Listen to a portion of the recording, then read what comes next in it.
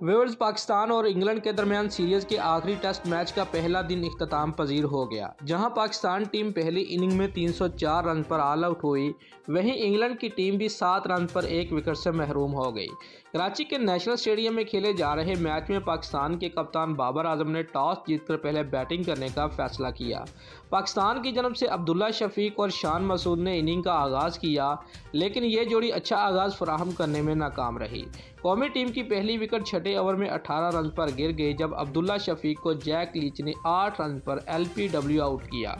कुछ ही देर बाद 13वें ओवर में पाकिस्तान टीम को 46 रन पर दूसरा नुकसान हुआ, जब फास्ट बॉलर मार्क वुड ने शान मसूद को 30 रन पर कैच आउट करवा दिया।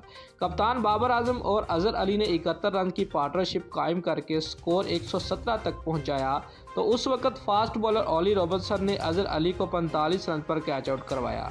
दूसरे सेशन में पाकिस्तान की चौथी विकेट 162 रन पर गिरी, जब सऊद शकील को रेहान अहमद ने 23 रन पर कैच आउट करवाया।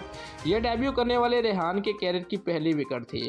कप्तान बाबर आजम एक एंड पर मजबूती से खड़े रहे और उस दौरान उन्होंने अपनी निसफ सेंचुरी भी मुकम्मल की।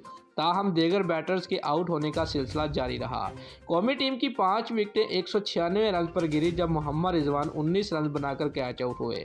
ताहम अब आउट होने वाले खिलाड़ी कप्तान बाबर आजम ही थे, जो 219 के मजमूए पर 78 रन बनाकर रन आउट हुए।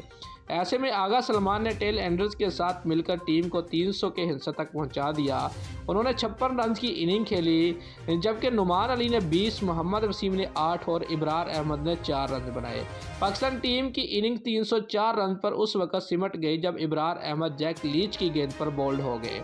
इंग्लैंड की जानब से जैक लीच 4 विकेटें लेकर नुमाया रहे। दीगर खिलाड़ियों में रेहान अहमद ने 2, जबकि ओली रॉबिन्सन, मार्क वुड और जे रूट ने एक एक विकेट ली।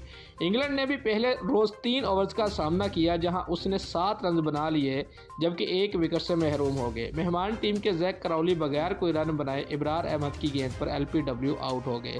दोस्तों, अगर आपको हमारी ये वीडियो अच्छी लगी है तो लाइक और कमेंट ज़रूर करें और हमारे चैनल को सब्सक्राइब करना मत भूलिए। शुक्रिया।